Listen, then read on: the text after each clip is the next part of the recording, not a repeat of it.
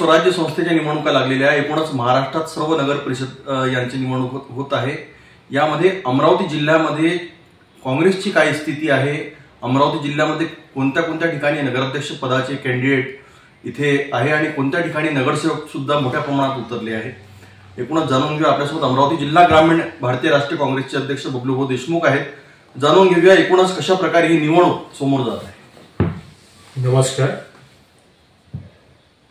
2 तारखेला होऊ घातलेल्या नगर परिषद नगर पंचायतच्या निवडणुकीत काँग्रेस पूर्ण ताकदीनिशी उतरला आणि 10 नगराध्यक्षाचं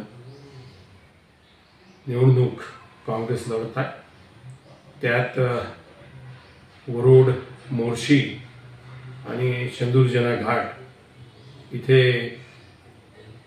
तुतारी सोबत म्हणजे शरद पवार गटासोबत राष्ट्रवादी सोबत युती केली आहे आणि बाकीच्या ठिकाणी स्वबळावर निवडणुका 10 ठिकाणी स्वबळावर निवडणुकाचा आणि एकंदरीत पाहिलं तर आमचं 5 वर्षात सतत लोकांशी संपर्क काँग्रेसच्या कार्यकर्त्याचा असतो।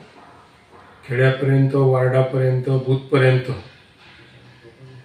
आमच्या कार्यकर्त्याचा संपर्क असतो आणि त्या कारणाने ही निवडणूक 5 वर्ष काम चालू असल्याच्यानं हे निवडणूक आम्हाला काही कठीण नाही। एकूणच ज्या प्रकारे युती महाविकास आघाडी होती, महाविकास आघाडी सत्तेमध्ये होती महाराष्ट्रामध्ये, परंतु स्थानिक स्वराज्य संस्थेच्या पातळीवर ही युती झाली नाही। मागच्या 5 वर्षाच्या आधी म्हणजे 9 वर्ष झाले असेल, 9 वर्षांनी निवडणूक होऊन राहिली। मागच्या 9 वर्षाच्या आधी कुठल्याच तऱ्हेची युती वगैरे अशी काही नव्हती। या स्वराज संस्था निवडणुका ह्या स्वबळावरच लढवल्या जातात। जिथे काही कार्यकर्त्याचा इच्छा असते किंवा त्यांच्या गणितात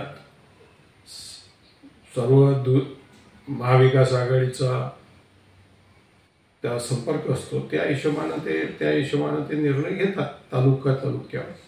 अमरावती जिल्ह्याची सर्वात मोठी अवर्ग नगरपालिका या ठिकाणी मागच्या वेळेस आपले जे उमेदवार होते काँग्रेसचे थोड्या मताने यांचा पराभव झाला होता आणि जिल्ह्यात अवर्ग नगरपालिका अचलपूर आणि दर्यापूर नगरपालिकेमध्ये सुधाकर भाटसागळे यांची सौभाग्य होती आहे।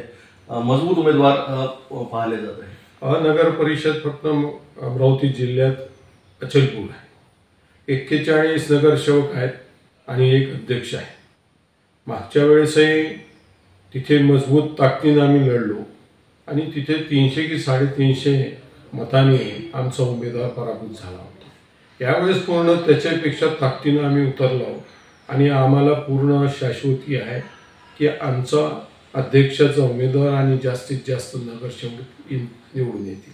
दर्यापूर आहे आणि दर्यापूर आहे। मागच्या वेळेस दर्यापूर 64 मतांनी आमचे उमेदवार अध्यक्ष पराभूत झाले होते आणि सदस्य जास्तीत जास्त आमचे बहुमताने आले होते। यावेळेस 18-20 सदस्यही निवडून येतील दर्यापुरात आणि अध्यक्ष हमखास 100% 101% निवडून येतील।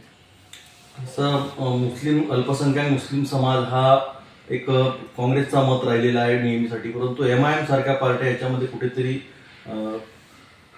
MIMच्या बाबतीत नवीन सांगायचा काही विषय नाही। MIM म्हणजे बीजेपीची बेटी। जिथे जिथे काँग्रेसचे उमेदवार आहेत ते कसे पडतील आणि बीजेपी कशी निवडून येईल हाच हिशोब MIMचा असते। पण MIMला लोकांनी आता थांबवलं आहे, नाकारलं आहे। त्या कारणाने MIMची आम्हाला जिल्ह्यात दिली नाही म्हणून MIMच्याकडून आम्हाला काही नुकसान होणार नाही। ताकदीनं लोक मतदान करतील। त्याचं कारणही असं आहे की या चांदूर बाजारला, अचलपूरला, चिखलदऱ्याला आणि अंजनगावला मुस्लिम उमेदवार मोठ्या 4 मुस्लिम उमेदवार आम्ही दिले आहेत। आपल्याला चिखलदऱ्यामध्ये सुद्धा माजी नगराध्यक्ष सोमवंशी यांचा भाजपमध्ये प्रवेश झाला, तिथे फरक पडणार, तिथे आपले अब्दुल भाई कॅन्डिडेट आहे। नाही, ते आधी आमच्या याच्यात नव्हते, ते काहीतरी राष्ट्रवादी काँग्रेसमध्ये होते आणि मागच्या वेळेस युतीकडून आम्ही लढलो। पण ह्या वेळेस ताकदीनं सर्व आम्ही आमची काँग्रेस ताकदीनं तिथे उतरली आहे आणि तिथे तर हमखास 101% निवडून येणारी सीट आहे. शेवटचा प्रश्न, ज्या प्रकारे बिहारचे निवडणुकीचे परिणाम आले आणि ईव्हीएम वर आजही विश्वास आहे का? कुठेतरी विधानसभेमध्ये ईव्हीएम घोटाळा झाला म्हणतात आणि आता स्थानिक स्वराज्य संस्थेमध्ये असं होऊ नये, कुठेतरी निवडणूक आयोगाकडे बोट दाखवण्यात येत आहे. नाही, निवडणूक आयोगाचं तर एकदम बोगस काम सुरू आहे.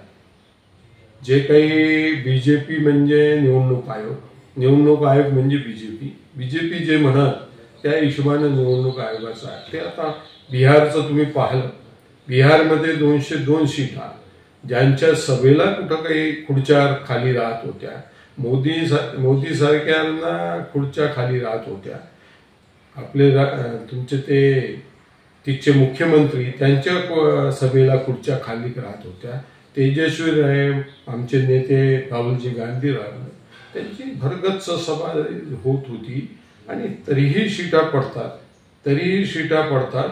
काहीतरी याच्या बदमाशी झाली आहे आणि बदमाशी 100% झाली. जिल्हा परिषद आणि पंचायत समितीसाठी सुद्धा आता आपले सर्व साक्षात्कार सुरू झाले.